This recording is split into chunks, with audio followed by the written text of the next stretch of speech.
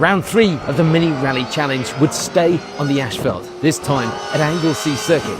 And after a trying season so far, it will be a good start, finally, for Sven Grube and Grube Element. They'd done a lot of work on the car since Bovington, and it seemed to be paying off, opening up a lead of 22 seconds by the midpoint of the rally. Second place will be Jacob Neal and Russell Thompson.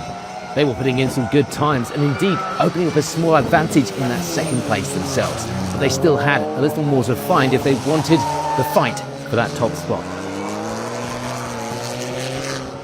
Stepping up from an impressive junior season, Henry Cunrill and Catherine Price would also make a great start. They round out the podium positions in the morning, just 15 seconds back from second place now as well. And this would be the first time we'd seen Ben Hearsey and Victoria Swallow in an R53 after converting the car from the R50 last year. And with no time to test, they'd spend the morning setting the car up. It was going well though. Fourth place for now. 11 seconds back in fifth was Alan Kitson, Paul Stringer alongside. They wouldn't have it easy though, being chased down in that place through the morning stages. And it would be this formidable pair, John Day and Emma Cooper, doing the chasing. In fact, they'd had at one point been ahead of Kitson, so this was more about swapping times. And at this stage, it will be a single second separating the two crews. For Mark Norwood and Matthew Dowson, it was 7th place on the leaderboard. They were a little further back though, with 17 seconds the difference at this point. For Stephen Bells and Rob Thompson, meanwhile, it was 8th place. The times for them were closer though, 6 seconds back from Norwood after 4 stages. And if that isn't red rag to a bull, I don't know what is. Andrew Otto and Tom Hind were gaining some time as the morning went on, working their way up to 9th overall by the end of the first 4 stages of the event. And in 10th place in the R53 class, it was Mark Turner, Stephen Moises alongside.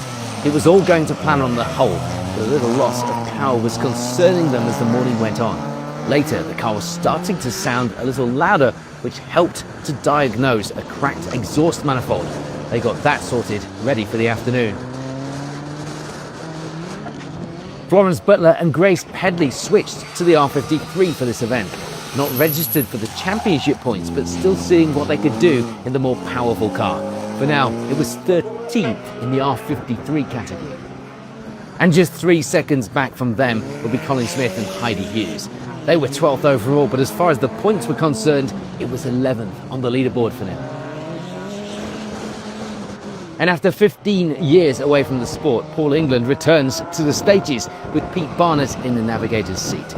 They were understandably cautious to start with. A short test at Cadwell Park recently all they had to go on, but the times would get better as the morning went on. Sadly though, so would everyone else. They didn't get to climb the results like they felt they should on improved times. And rounding out the leaderboard in the R53 category after stage 4 were William Lumley-Holmes and David Robinson. They'd been running much higher on the results, but a maximum time on stage 3 dropped them right out of contention. In the R50 category, it will be the lead for Sammy and Paul Green. This only their second event, but after a good finish on the podium at Bovington no less, the confidence was high, and the pair would open out a 14-second lead by the end of stage 4. A hard charging second will be Guy Butler, James Coots alongside, swapping with daughter Florence and taking the wheel of the R50. But like Florence, he also wasn't here just for the points, just the battle on the stages, and it was going well at this stage. Third by the end of the morning stages will be Tom Marriott and Killen Watkins. The pair had actually gone fastest of the R50s on the opening stage of the day, but the close battles out there meant that things had changed stage by stage throughout the results. The Spark Development's ex-junior driver doing well in that R50 with a lack of seat time, it had to be said. Alex Stops was competing in his first event with Alan Edwards alongside. It was understandably cautious, the approach to start with, especially as the car seemed to be understeering a bit more than they would have liked, but they end the morning in 4th place. Kevin and Tana Ablett would hit the jump hard on the opening stage, something they decided wasn't such a good idea, and they'd back it off a little after that. They have a good run though, apart from that, to take 5th place for now. Andrew Massey and Andrew's side would be a little too cautious in the first 2 stages, also suffering with a bit of understeer and the brakes going spongy, which of course lost them a bit of confidence. So for now, it was 6th place in the R50s. And rounding out that R50 class will be Catherine Bell and Jordine Crooks. This, their first visit to the circuit, and this weekend will be more about a finish and getting confidence in the car as they go along. So with the morning stages complete here at the SMC stages, here's how the leaderboards are shaping up in the Mini Rally Challenge.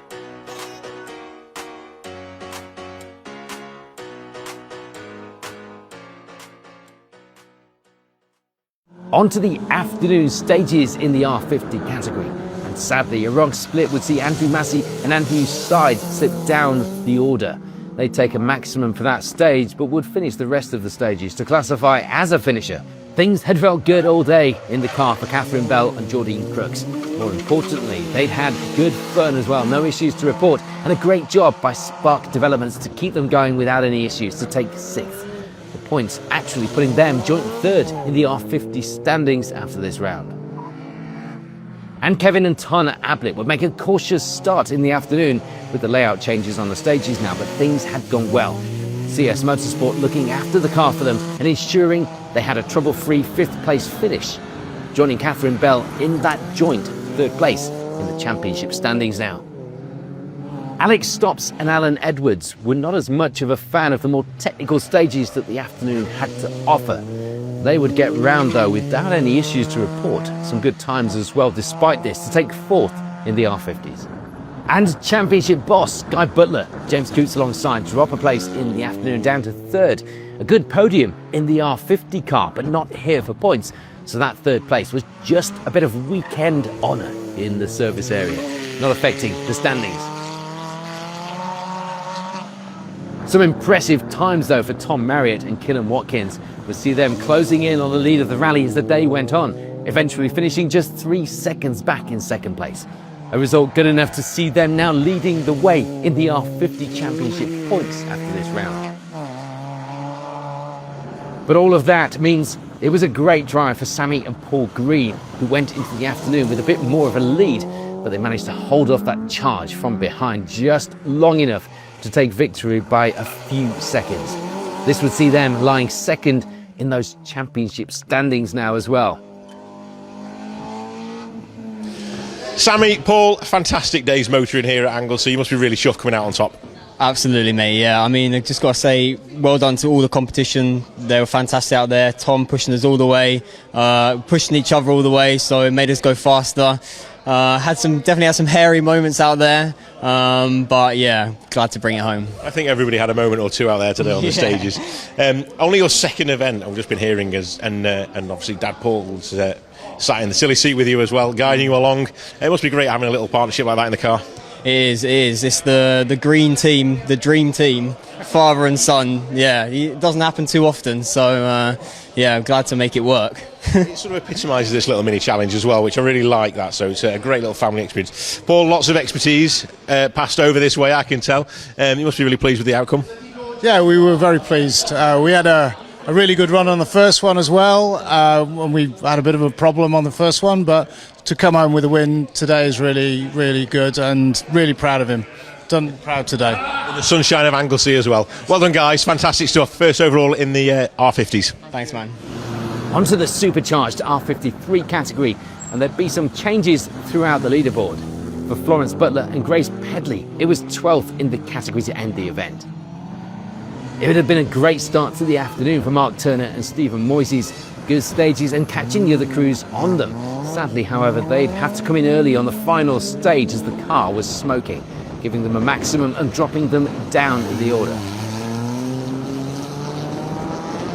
It was pretty fair to say things had gone to plan for Paul England and Pete Barnett. They get through the event with no damage to report, finishing all of the stages, which was their only real plan for the weekend, and they end the event with 10th place in that smart R53 Mini. For Andrew Otto and Tom Hind, it was 9th place. They dropped down with a maximum stage 6, but they still managed to fight those around them With the changes that happened in the leaderboard as well, it would mean they still managed a 9th place finish. For William Lumley Holmes and David Robinson, it was 8th. That maximum time earlier in the day, stopping them from getting a better result here, but at least the afternoon had gone to plan. It hadn't gone to plan, however, for Mark Norwood and Matthew Dowson, the pair retiring on stage 8 of the rally. For Colin Smith and Heidi Hughes, though, it was a 7th place finish to end the rally, the pair gaining a few positions as well in the category through those afternoon stages. For Stephen Burles and Rob Thompson, it was 6th place. They finished a couple of minutes ahead of Smith by the end of the event.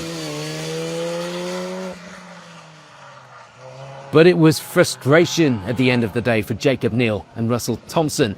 They wouldn't be challenging for that win that they'd hoped to be in a position for. They had been in 2nd place throughout the day, not to forget, but a problem on the final stage of the rally would see them drop down to 5th. For John Day and Emma Cooper, it was a welcomed 4th place finish, also taking enough points to put them 2nd in the R53 Championship standings after this round. And more frustration this time for Henry Kenwheel and Catherine Bryce. Drive shaft failure for the pair on the final stage of the event, seeing them have to retire. Such a shame after looking like it would have been a podium finish for the pair after an impressive performance earlier on. So that does change the all-important podium positions, and it was 3rd overall for Alan Kitson and Paul Stringer. Only 9 seconds off 2nd as well. They do enough as well to lie 4th in the championship standings for now. Going into the final stages, victory was too far out of reach for Ben Hearsey and Victoria Swallow, so they would concentrate on securing 4th. Little did they know of the problems for others around them on the leaderboard, which would eventually see them taking 2nd place. A great end to the event for the pair. But there was no taking that win away from Sven Grube and Grube Element. The work done on the car had paid off, and things had gone to plan without any major issues. For once, no mechanical retirement.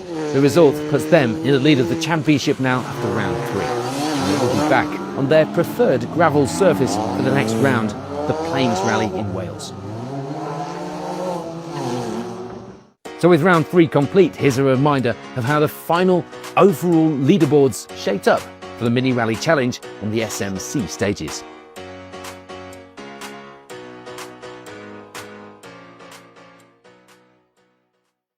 Sven, Alfie, R53 winners here at Anglesey. What a great day.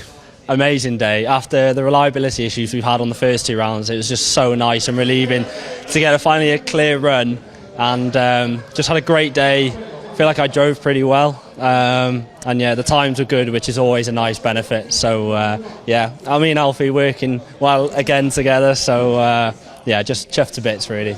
Just talking with Samra before, saying I think everybody out there has had their issues today. A little bit of bumps and scrapes around. There's so many cars on circuit, and it just shows how this championship is coming along. Great to see so many minis out today. The numbers at every single mini round are just crazy. I don't think I've ever seen a single make championship like this. This is and it's really competitive as well. It's a brilliant championship. I'm enjoying every single minute of it. And yeah, we had our slight issues this morning, but we overcome them, and yeah, I'm just chuffed to bits. Fantastic. Julia's back at base, and she's been keeping me in touch with what's going on and who's doing what throughout the day, and she's doing a great job there as well. So, Alfie, I'll just bring you in very quickly. It's not easy, is it, around Anglesey? There's lots of splits and merges you've got to deal with. Yeah, there are, and Sven did a great job. I think as always, we worked well together, and showed we can do after 2 issues in the past 2 events and an issue this morning, but yeah, we're glad to get over the top of that. Good stuff. Smiling at the end as well. Well done, thank you very much.